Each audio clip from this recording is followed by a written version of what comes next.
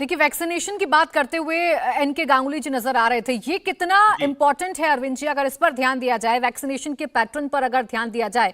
भारत में record vaccination हुआ है और लगभग हम आबादी को कवर कर चुके हैं वैक्सीनेशन के लिए। उसकी जितनी भी स्टेप्स थे हम उसे फॉलो कर चुके हैं। ये कितना मददगार साबित होगा अगर ऐसा कोई खतरा बढ़ता भी है भारत की तरफ? तो प्राची जी, जब हमारा भारत सरकार का वैक्सीनेशन ड्राइव शुरू हुआ था तो आपको याद होगा कि बहुत से लोगों ने उस पर बहुत डाउट्स उठाए थे, ये वैक्सीन है, हम नहीं लगवाएंगे वगैरह वगैरह। लेकिन पूरा क्रेडिट दिया जाना चाहिए भारत सरकार को कि सब कुछ के बावजूद भी उन्हें पूरे जोर से विश्व का सबसे बड़ा टीकाकरण अभियान बड़े सुनियोजित रूप से पूरे देश में चला था।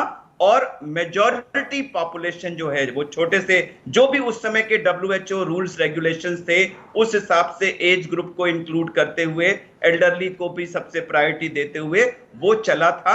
वो वैक्सीन इफेक्टिव थी और उसी का नतीजा है कि आज हमारे यहाँ वो बीमारी काफी हद तक कंट्रोल में है। चाइना ने अपनी जो वैक्सीन बनाई थी वो वैक्सीन यूज की थी, लेकिन कई और देश जहां चाइना ने ये मुर्गी फार्म बना के हर महीने 2 लाख कमाते हैं, हर दिन इसमें सिर्फ 4 घंटे एक्स्ट्रा देते हैं। आपको भी ये सीखना है तो फ्रीडम ऐप को अभी डाउनलोड कीजिए। वो वैक्सीन भेजी थी और वहां पर वो बिल्कुल इनइफेक्टिव प्रूव हुई थी, क्योंकि उनके वैक्सीनेशन के बाद भी उन देशों में वो कोरोना का इन्फेक्शन रिपोर्टेड था।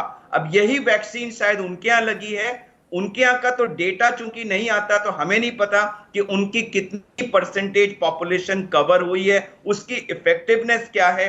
बट जिस तरह से इस समय इन्फेक्शन फैल रहा है, ये ऑब्वियस है कि या तो वैक्सीनेशन मास लेवल पे हुआ नहीं है या फिर ये कोई ऐसा म्यूटेंट आया है जो उस वैक्सीन से पूरी तरह से रेजिस्टेंट है, उस वैक्सीनेशन का इसके ऊपर असर नहीं है। दोनों में से कोई भी कारण हो, सच्चाई ये है कि हमारे पड़ोसी देश में इस समय एक इन्फेक्शन का बहुत भारी मात्रा में महामारी फैली हुई है और हम किसी भी तरह से अपने को उधर से आंख मोड़कर नहीं बैठ सकते। हमें उसको संज्ञान लेना होगा और वो चीज हमारे यहां ना आ जाए, इसको रोकने के लिए हर संभव प्रयास आज ही करना होगा ताकि ये चीज वहीं तक सीमित रहे, हमारे यहां दोबारा से ये ना आ पाए।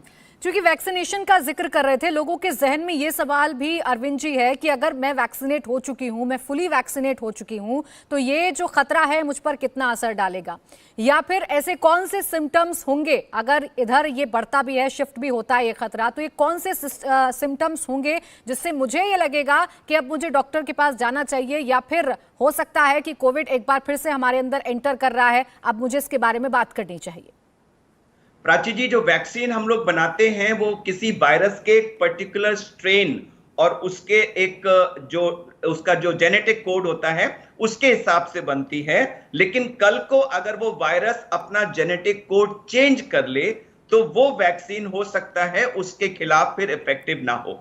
तो अभी जो हमारे यहाँ वैक्सीन लगी है वो जो ये मुर्गी फार्म बना के हर महीने 2 लाख कमाते हैं, हर दिन इसमें सिर्फ 4 घंटे एक्स्ट्रा देते हैं। आपको भी ये सीखना है तो फ्रीडम ऐप को अभी डाउनलोड कीजिए। अभी तक के प्रेवलेंट स्ट्रेन्स थे उनके खिलाफ इफेक्टिव रही है, लेकिन चाइना में इस समय जो ये कहर हो रहा है, ये कौन सा स्ट्रेन है, क्या ये कोई नया म्यूटेंट स्ट्रेन है, इसका उस वैक्सीन से डेवलप की गई एंटीबॉडीज से क्या रिलेशनशिप है, इस सब के बारे में अभी कोई किसी तरह की जानकारी पब्लिक डोमेन में नहीं है।